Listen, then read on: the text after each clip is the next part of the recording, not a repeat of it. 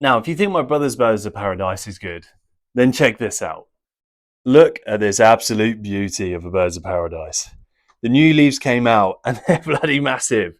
Look at the size of them. It looks extremely healthy and it's continuing to grow. It's taken its time in terms of the roots, but the overall strength of the whole structure of the Birds of Paradise is amazing. It looks brilliant. So yeah, although my brother's Birds of Paradise is good, it's got nothing on this.